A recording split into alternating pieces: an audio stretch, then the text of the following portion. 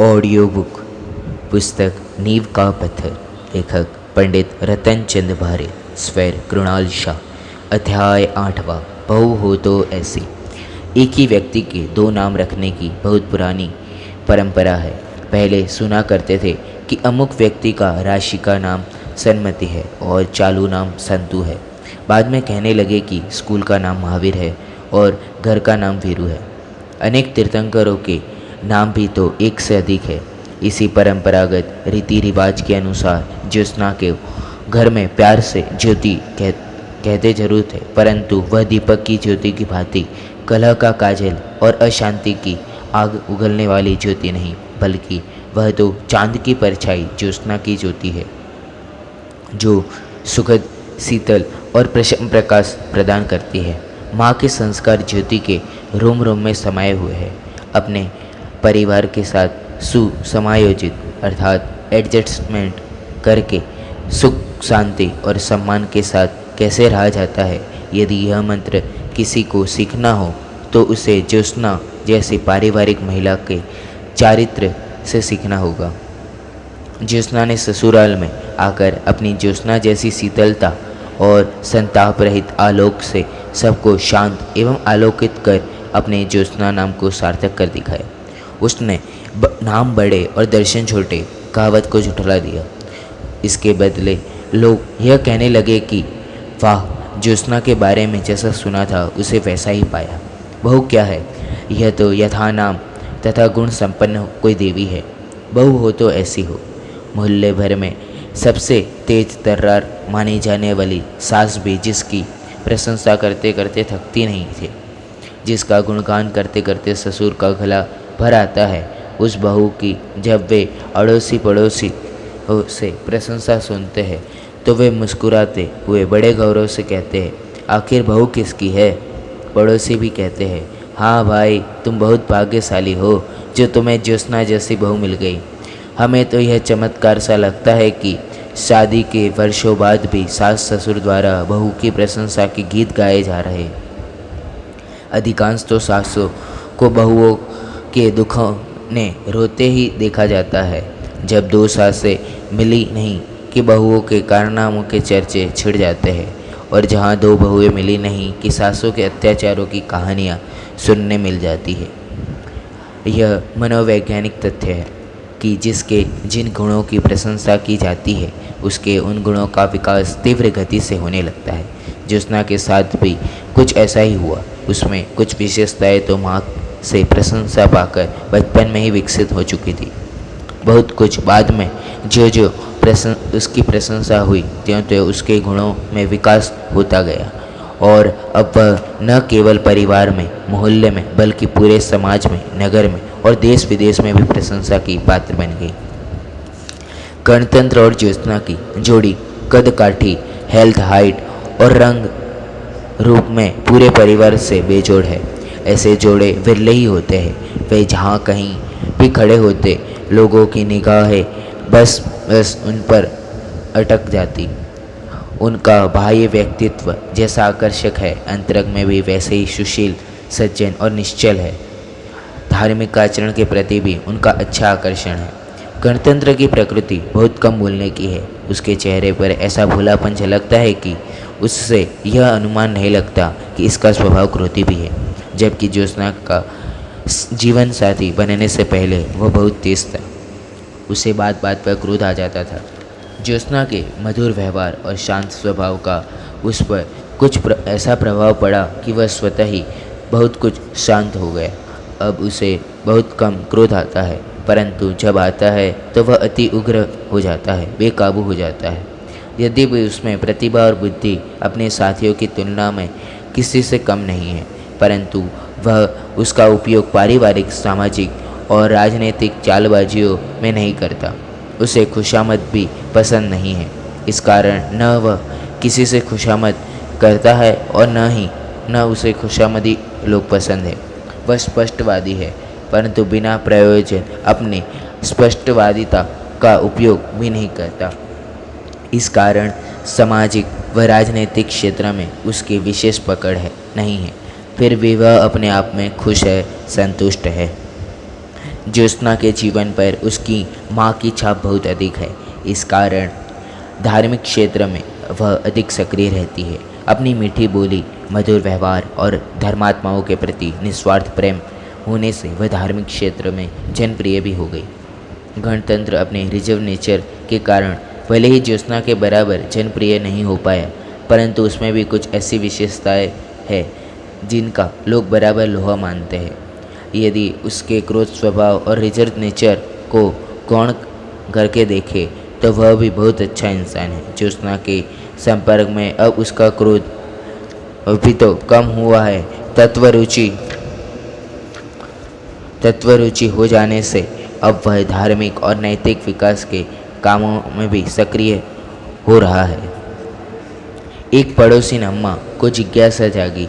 उसे यह जानने की उत्सुकता हुई कि देखे तो सही, ज्योत्सना ने सासू माँ पर ऐसा क्या जादू कर दिया है कि इतनी तेज तर्रार सास पानी पानी हो गई। आखिर ज्वालाबाई शांतिबाई कैसे बन गई और 10 वर्ष से बहू के साथ उसकी एक ही चौके में कैसे निभ रही है।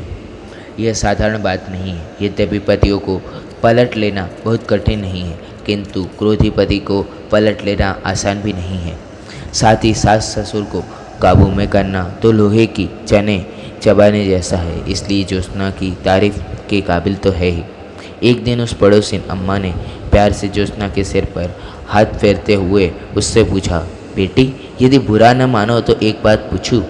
ज्योत्सना ने प्रसन्नता प्रकट करते हुए कहा, अम्मा कैसी बात करती हो, इसमें बुरा मानने की क्या बात है? तुम ऐसी कौन सी बुरी बात कहने जा रही हो जिसका बुरा मान जाओ?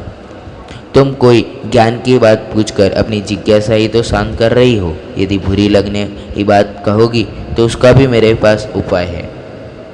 पड़ोसी अम्मा ने पूछा, वह कौन सा उपाय है जिससे बुरी बात को भी तू बुरा नहीं मानती? ज्योत्सना ने कहा, अरे अम्मा, जो भली बात होती है मैं उसे ही अपनाती हूँ। जो बात मुझे ठीक नहीं लगती मैं उस पर ध्यान नहीं देती। मैं सोच लेती हूँ कि जो बात कान में पड़ते ही दिमाग खराब करती है उसे अपना कर क्या करूँगी, और अपने 2 कान किस लिए है? इसलिए ना कि बुरी बात को इस कान से सुनो और उस कान से निकाल दो। उसे गले से निगलने से ही तो पेट में दर्द की संभावना बनती है। इसलिए मैं तो हमेशा यही करती हूँ कि बुरी बात इस कान से सुनी और उस कान से निकाल दी। इस कारण कुछ भी कैसी भी बातें सुनने से मेरे पेट में दर्द नहीं होता। ज्योति ने आगे कहा, जब मैं ऐसा करती हूँ तो दूसरी बार बुरी बात कहने की कोई सोचता ही नहीं है। और हाँ, मैं ऐसा करके उससे अपना बोलचाल एवं व्यवहार पूर्ववत ही चालू रखती हूँ। अपने व्यवहार में फ़र्क नहीं लगती। इस प्रकार ज्योत्सना ने अपनी नीति बड़े प्यार से पड़ोसी अम्मा को समझा दी। अम्मा ने कहा, यह तो अति उत्तम है, यह प्रयोग मैं भी करूँगी। परंतु मैं तो यह सोच कर हैरान थी कि जिसका पति ऐसा क्रोधी हो, जो बात बात पर इतना आग बबूला हो जाता हो कि जो कोई भी उसे छुए तो वह जल ही जाए, जिसकी सास इतनी तेज तर्रार हो, वह बहू कितनी भी सुशील व सज्जन क्यों न हो, कैसे सहती होगी? इनके ऐसे अत्याचार सहनशीलता भी तो कोई हद होती है। मैं यह सब सोचकर कौतूहलवश ये जानने को यहाँ आई थी, पर यहाँ आकर देखा तो यहाँ तो सचमुच सब उलट पलट ही हो गया है। गजब हो गया बहू, तूने ऐसा क्या जादू कर दिया? इसकी विशेष जानकारी तो मेरे निकट संपर्क में रहने से ही मिल सकेगी। परंतु यदि यह सफल नुस्खा मेरे हाथ लग जाए तो मैं तो इसे हर कीमत पर सारी दुनिया में फैला देना चाहती हूँ, क्योंकि दुनिया सास बहुओं की कसमकस से परेशान है। फिर सास भी कभी बहू थी जैसे टीवी सीरियलों की कोई ज़रूरत ही नहीं रहेगी। घर घर की रोने धोने की कहानियाँ भी विश्व के नक्शे से नदारद हो जाएगी। इससे बढ़कर परोपकार का, पुण्य का अन्य कोई काम नहीं हो सकता। बहुएं तो बेचारी दुखी है ही, सास से भी कम परेशान नहीं है। मैं चाहती हूँ कि इसका कोई सरल सा उपाय मिले। मुझे विश्वास है कि यह काम हम तो मिलकर कर सकते हैं। अतः तू मुझे वह महामंत्र बता जिस महामंत्र से तूने अपनी सास सुमा का दिल जीता है, उसे ज्वालाबाई से शांतिबाई बना दिया है और गणतंत्र जैसे ज्वालामुखी को हिमालय जैसा शीतल एवं गंगा जैसा कल कल नाद करने वाला मधुरभाषी बना दिया है। उस महामंत्र को मैं सारे विश्व में फैला कर सब के मनस्ताप को शांत करोगी, ऐसा मेरा दृढ़ संकल्प है। पैसे की मुझे परवाह नहीं है। इस काम के लिए मेरे पास पर्याप्त पैसे हैं, बल्कि मुझे तो पैसा खर्च करने की समस्या है कि कहाँ खर्च करूँ। वैसे पैसा मांगने वाले लोग की भी कमी नहीं है। आए दिन नव निर्माणों के लिए चंदा चिट्ठा मांगने वाले लाइन लगाकर खड़े रहते हैं, परंतु मैं अपनी न्याय नीति की गाढ़ी कमाई को संसारी जीवों के मानसिक दुखों को स्थायी रूप से दूर करने में ही लगाना चाहती हूँ। ज्योत्सना, यह काम मात्र तेरे संयोग से ही संभव है, ऐसा मुझे विश्वास हो गया है। जब से तू ब्याह कर हमारे पड़ोस में आई है, तभी से मैं बराबर देख रही हूँ कि तेरे शांत स्वभाव और मधुर व्यवहार की शीतल धारा से गणतंत्र जैसा क्रोधी धीरे धीरे शांत हो रहा है, और सासू माँ में तो आमूल चूल परिवर्तन हो ही गया है। यह काम किसी जादू से कम चमत्कारिक नहीं है। वैसे मैं बहुत देर से प्रभावित होती हूँ, इस कारण बहुत कम लोगों की तारीफ करती हूँ। अधिकतर तो मुझे भी अभी तक इसी में मज़ा आता है कि दोनों पलीतों दे दो तेल, तुम नाचो हम देखे खेल। परंतु एक दिन अनायास मैं एक सहेली के साथ तेरी माँ समताश्रिका के प्रवचन में पहुँच गई। संयोग से उस दिन रौद्र ध्यान की चर्चा चल रही थी। उन्होंने कहा, सच्ची झूठी चुगलखोरी करके परस्पर में दो व्यक्तियों को मेंढों और मुर्गों की तरह लड़ा कर भिड़ा कर उसमें आनंद लेना रौद्र ध्यान है, जिसका फल नरक है। तभी से मैंने कसम खा ली कि अब मैं आगे से तो ऐसा काम करूँगी ही नहीं। अब तक किए गए इस रौद्र ध्यान के प्रायश्चित स्वरूप मैं कुछ ऐसा करूँगी जिसके फल में सब जीव सुखी रह सके, कोई परस्पर में कलह न करे, लड़े भिड़े नहीं और दूसरों को लड़ाकर आनंद न माने। बहुत देर से मौन साधे ध्यान से पड़ोसिन की बात सुनते हुए मौन भंग करके ज्योत्सना ने पूछा, अम्मा जी, यह पलीतों वाली कहावत जो आपने कही, उसमें पलीतों का क्या अर्थ है और यह किस प्रयोजन से कैसे प्रचलित हुई? अम्मा ने कहा, अरे बहू, तू क्या जाने इन दंड फंदों को। यह तो कलयुग का सबसे बड़ा पड़ोसी धर्म है। यदि दो पड़ोसन ने प्रेम से रहती हो या सास बहुएं प्रेम से रहती हो, तो उनके प्रेम से रहने में कलह प्रिय व्यक्तियों को मज़ा नहीं आता। अतः वे इधर से गुप्त बातें उधर, उधर की गुप्त बातें इधर कहकर उन्हें आपस में लड़ा भिड़ा देते हैं। जब वे झांगे ठोक कर लड़ने लगते हैं तो हम दांतों में रुमाल दबाकर हंसते हैं और मज़ा लेते हैं। ऐसे लोगों के लिए यह कहावत चल पड़ी। इसका मूल स्रोत बुंदेलखंडी लोक नृत्य है, जिसे गाँव की भाषा में राई कहते हैं। उस लोक नृत्य में प्रकाश के लिए मसालची के हाथों में से जो मसाले होती है उन्हें ही पलीता कहते हैं। उन पलीतों में तेल डालकर रोशनी करते हैं। नर्तक नर्तियों को होड़ लगाकर रात भर नचा नचा कर मजा लेते हैं। भले ही वे नाचते नाचते थक कर चकनाचूर हो जाए, बेहोश होकर गिर पड़े, दर्शकों को इसकी कुछ भी परवाह नहीं होती। वे तो नशे में मस्त होकर स्वयं झूमते हैं और पैसों से प्रोत्साहित कर करके उन्हें नचाते हैं। इसी तरह कलह प्रिय पड़ोसिनों दूसरों को लड़ा भिड़ा कर मजा लेते हैं। मैं उस गंदे वातावरण को आमूलचूल बदलना चाहती हूँ। मुझे इस काम में तेरे सहयोग की ज़रूरत है। यही समस्या मैंने एक जंतर मंतर जानने वाले बाबा के पास रखी भी थी, तो उसने मुझे 5,000 रुपये में 3 ताबीज़ दिए थे और 3 माह तक दोनों बाजुओं में बांधने और गले में पहनने को कहा था।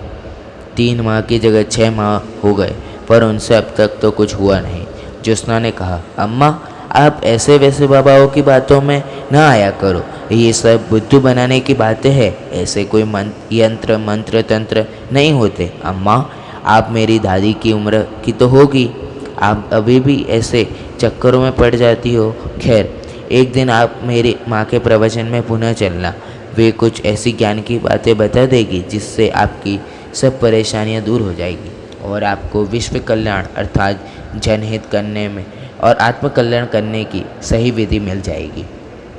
अम्मा ने स्वीकार किया। बेटी, तू ठीक कहती है। मैंने तेरी माँ का एक प्रवचन सुना था, उससे मुझे बहुत शांति मिली थी। मैं ज़रूर चलूँगी। माँ समताश्री के प्रवचन में आज ज्योत्सना की पड़ोसिन अम्मा भी आई और अग्रिम पंक्ति में बैठी ताकि ध्यान से सुन सके। ज्योत्सना ने प्रवचन आरंभ होने के पहले ही माँ को उस पड़ोसिन अम्मा की समस्या से अवगत करा दिया। अतः समताश्री ने क्रमबद्ध पर्याय और सर्वज्ञता के द्वारा वस्तु स्वातंत्र्य के सिद्धांत की सिद्धि से ये रौद्र आर्द्र रौद्र परिणामों की दिशा स्वयं कैसे बदल जाती है और स्व पर कल्याण कैसे संभव है, यह विषय सरल भाषा में विस्तार से समझाने का निश्चय किया। और बीच बीच में अम्मा को संबोधित करते हुए उन्होंने कहा, किसी को भी मानसिक दुख न हो, सभी सद्भाव से रहे, कोई किसी को लड़ाई भिड़ाए नहीं। इसके लिए हमें भगवान की सर्वज्ञता के आधार पर क्रमबद्ध पर्याय को स्वरूप समझना होगा। देखो अम्मा जी, मैं पहले किसी धर्म विशेष की बात न कहकर सर्वसम्मत बात की ओर आपका ध्यान आकर्षित करना चाहती हूँ। पहली बात तो यह है कि विश्व में ऐसा कोई धर्म नहीं है जो किसी न किसी रूप में भगवान को नहीं मानता हो, और दूसरी बात यह है कि जो भगवान को मानता है वह उसे सर्वज्ञ भी मानता ही है। तीसरी बात, सर्वशक्तिवान भगवान सर्वज्ञ हमारे तुम्हारे सबके भविष्य को भी जानते ही है। चौथी बात, वह सर्वज्ञ विश्व में जिस द्रव्य में जो होने वाला है उसे ही जानेंगे, अनहोनी तो जानेंगे ही नहीं। इन सब बातों से हम इस नतीजे पर पहुँचते हैं कि जब जो होना है वही होता है, तो हम भला बुरा करने के भाव करके व्यर्थ में पुण्य पाप के चक्कर में क्यों पड़े। जो सर्वज्ञ के जाने गए अनुसार होना है उसमें हमारा क्या स्थान है, बस हमें इतना जानना भर है। यदि न जाने तो यह भी मत जानो, होने वाले काम को आपके जानने की भी अपेक्षा नहीं है, वह तो अपने स्वकाल में अपनी तत्समय की योग्यता से होगा ही। कहने का तात्पर्य यह है कि यदि आप सर्वज्ञ सर्वदर्शी एवं पूर्ण वितरागी भगवान के प्रति आस्थावान हैं, उन्हें अपना आराध्य देव मानते हैं, तो आपको अज्ञान जनित पर के कर्तृत्व के भार से आज ही निर्भर हो जाना चाहिए। अन्यथा हम यह समझेंगे कि आप भगवान को ही नहीं मानते। भगवान की दिव्य ध्वनि में आया है कि 6 द्रव्यों के समूह का नाम विश्व है। द्रव्य को ही वस्तुत्व गुण के कारण वस्तु कहते हैं। यह संपूर्ण द्रव्य या वस्तुएं पूर्ण स्वतंत्र एवं स्वावलंबी है। यद्यपि इनके प्रति समय होने वाले परिणमन में अन्य द्रव्यों का निकटतम कारण कार्य संबंध है, परंतु पर द्रव्यों के साथ मात्र निमित्त नैमित्तिक संबंध है, कर्ता कर्म संबंध नहीं। अतः हमें तुम्हें पर में कहीं कुछ भी परिवर्तन नहीं करना है। ऐसी यथार्थ श्रद्धा से हम निश्चिंत एवं पर के कर्तृत्व के भार से निर्भर हो जाते हैं और हमारा उपयोग सहज ही दंड फंद से हटकर अंतर्मुख होने लगता है। इस उपयोग की अंतर्मुख होने की प्रक्रिया को ही ध्यान कहते हैं। धीरे धीरे उपयोग की अंतर्मुखता का अर्थात ध्यान का समय बढ़ता जाता है और एक समय यह आ जाता है कि लगातार अंतर्मुहूर्त तक उपयोग स्वरूप में स्थिर होने पर केवल ज्ञान प्रकट होकर यह आत्मा स्वयं परमात्मा बन जाता है। वस्तु व्यवस्था के इस नियम को ही क्रमबद्ध पर्याय कहते हैं। इसी क्रमबद्ध पर्याय से वस्तु स्वातंत्र्य के सिद्धांत की सिद्धि हो जाती है। क्रमबद्ध पर्याय का मूल आधार सर्वज्ञता है और सर्वज्ञता की स्वीकृति ही के बिना तो भगवान का अस्तित्व ही नहीं टिकता। अम्मा ने इस गंभीर और सारभूत प्रवचन को सुना तो बहुत ध्यान से, परंतु रेगिस्तान की बरसात की भांति उसके भावभूमि फिर भी प्यासी रह गई। आज का समय समाप्त हो गया, अतः शेष बात कल पर छोड़नी पड़ी।